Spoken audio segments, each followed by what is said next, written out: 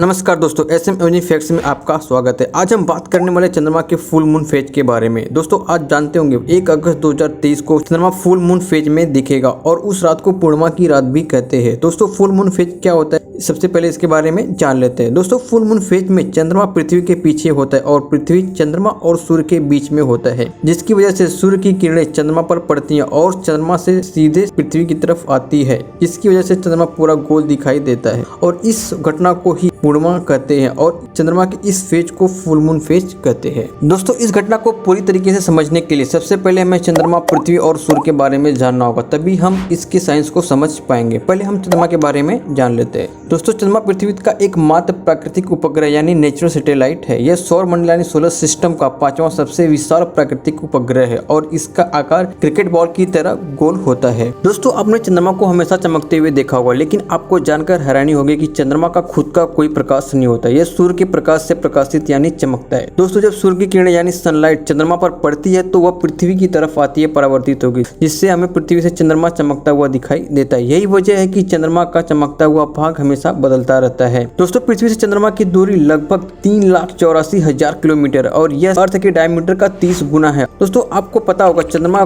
पर gravitational force यानी गुरुत्वाकर्षण बल पृथ्वी के गुरुत्वाकर्षण बल से 1/6 यानी पृथ्वी के गुरुत्वाकर्षण बल का 6वां भाग है। इसका मतलब ये हुआ कि अगर कोई व्यक्ति यानी इंसान 90 kg का और वो चंद्रमा पर जाता है तो उसका वजन वहां पर 15 kg का हो जाएगा। अगर वो वापस पृथ्वी पर आकर अपना वेट करता है तो उसका वजन वापस पृथ्वी पर 90 kg का हो जाएगा और ये चंद्रमा के ग्रेविटेशनल फोर्स के कारण होता है। चलिए वापस टॉपिक पर आते हैं। दोस्तों जैसा कि आप जानते हैं चंद्रमा पृथ्वी का प्राकृतिक उपग्रह यानी चंद्रमा पृथ्वी का चक्कर लगाता है। दोस्तों उपग्रह उसे कहते हैं जो पृथ्वी का चक्कर लगाता है और पृथ्वी सूर्य का चक्कर लगाती है क्योंकि पृथ्वी सूर्य का उपग्रह है। चंद्रमा पृथ्वी का एक चक्कर 27 दिन 6 घंटे में पूरा करती है और अपने एक्सिस यानी अक्ष के चारों ओर भी वो एक चक्कर को लगाता है, जिसको एक चक्कर को लगाने में 27.3 दिन लगता है, जिसे घूर्णन गति यानी स्पिन मोशन कहते हैं। यही कारण है कि चंद्रमा का एक हिस्सा हमेशा पृथ्वी की तरफ होता है। दोस्तों पृथ्वी, चंद्रमा और सूर्य के ज्यामिति यानी ज्योमेट्री के कारण चंद्रमा का पोजीशन हमेशा 29.5 दिनों में बदलता रहता है। सूर्य के बाद अगर आसमान का सबसे चमकीला कोई ग्रह है तो वो चंद्रमा है और समुद्र में ज्वार भाटा आने का कारण चंद्रमा का गुरुत्वाकर्षण यानी ग्रेविटेशनल फोर्स ही है। दोस्तों आप जानते हैं हाल ही में चंद्रयान 3 को चंद्रमा पर भेजा गया है। इसके पहले चंद्रयान 1 और 2 को भेजा गया था, जिसमें चंद्रयान 1 ने 2008 में चंद्रमा की सतह पर पानी और बर्फ के अस्तित्व को खोजा था। अगर हम पृथ्वी की बात करें तो पृथ्वी सौर मंडल यानी सोलर सिस्टम में सूर्य से तीसरा ग्रह है। यहाँ पृथ्वी पर पानी, ठोस, द्रव, गैस तीनों अवस्थाओं में पाए जाते हैं और पृथ्वी की सतह 71% भाग पानी और 29% भाग भूमि से ढका हुआ है। यही वजह है कि आसमान से पृथ्वी हमें नीला दिखाई देती है। दोस्तों पृथ्वी से सूर्य लगभग 150 मिलियन किलोमीटर दूर है। पृथ्वी सूर्य का एक चक्कर 365 दिनों में पूरा करती है और अपने एक्सिस पर यह 24 घंटे में एक चक्कर को पूरा करती है, जिसकी वजह से दिन और रात होते हैं। वही अगर सूर्य की बात करें तो सूर्य सोलर सिस्टम के सेंटर में, जिसके चारों तरफ पृथ्वी और सोलर सिस्टम के अन्य ग्रह और पिंड भी घूमते रहते हैं। सूर्य सौर मंडल का सबसे बड़ा पिंड है, जिसका डायमीटर 13,90,000 किलोमीटर, जो पृथ्वी की लगभग 109 गुना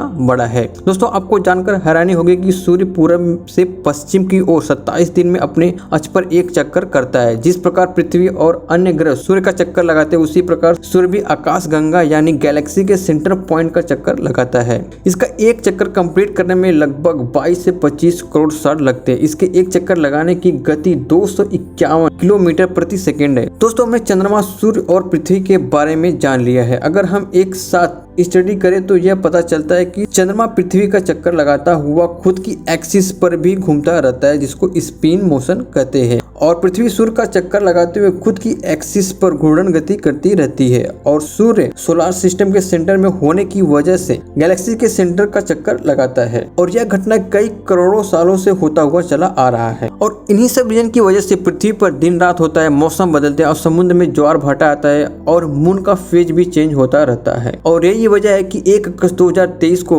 मून फुल मून फेज में होगा। दोस्तों हम जानते हैं कि मून का अपना लाइट नहीं होता है, वो सूर्य की लाइट की वजह से चमकता है। फुल मून फेज की कंडीशन में चंद्रमा का 50% भाग पृथ्वी के साइड होता है और चंद्रमा के 50% भाग पर सूर्य का प्रकाश पड़ता है। जब सूर्य का प्रकाश चंद्रमा पर पड़ता है तो मून की सरफेस से टकराकर वापस पृथ्वी पर आता है, जिसकी वजह से चंद्रमा चमकता हुआ दिखाई देता है। जब चंद्रमा, पृथ्वी और सूर्य एक सीध में होते हैं तो चंद्रमा से टकराकर सभी सूर्य की किरणें पृथ्वी पर आती हैं, जिससे मून पूरा चमकीला दिखाई देता है और इसी फेज को फुल मून फेज कहते हैं। चंद्रमा हमेशा गति करता रहता है और पृथ्वी भी, जिसकी वजह से मून सरफेस हमेशा चेंज होते रहते हैं। चंद्रमा हमेशा पृथ्वी का चक्कर लगाता रहता है। यही वजह है कि चंद्रमा का सरफेस हमेशा बदलता रहता है। यही कारण है कि चंद्रमा का चमकता आकार बदलता रहता है। इस घटना को ही मून फेज कहते हैं। और आपको जानकर हैरानी होगी कि चंद्रमा के टोटल 8 फेजेस है। सूर्य, पृथ्वी और चंद्रमा गति करते हुए 2 बार सीधे में होते हैं, जिसकी वजह से चंद्र ग्रहण और सूर्य ग्रहण भी होता है। जब पृथ्वी सूर्य और चंद्रमा के बीच में और चंद्रमा पृथ्वी के पीछे होता है तो चांद पूरा दिखता है, जिससे चंद्र ग्रहण कहते हैं और इस फेज को फुल मून फेज भी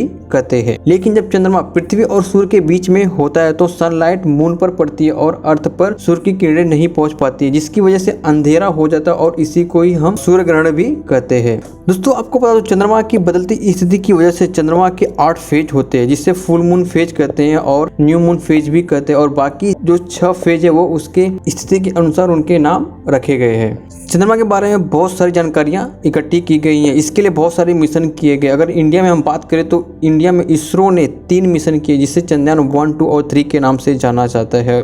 और नासा ने भी बहुत सारे मिशन किए हैं। दोस्तों, अगर आपको हमारी वीडियो अच्छी लगी हो तो वीडियो को लाइक करिए, कमेंट करिए और चैनल को सब्सक्राइब कर लीजिए और बेल आइकन को प्रेस करना ना भूलें, जिससे कि आने वाली वीडियो का नोटिफिकेशन आपको मिलती रहे। Thank you.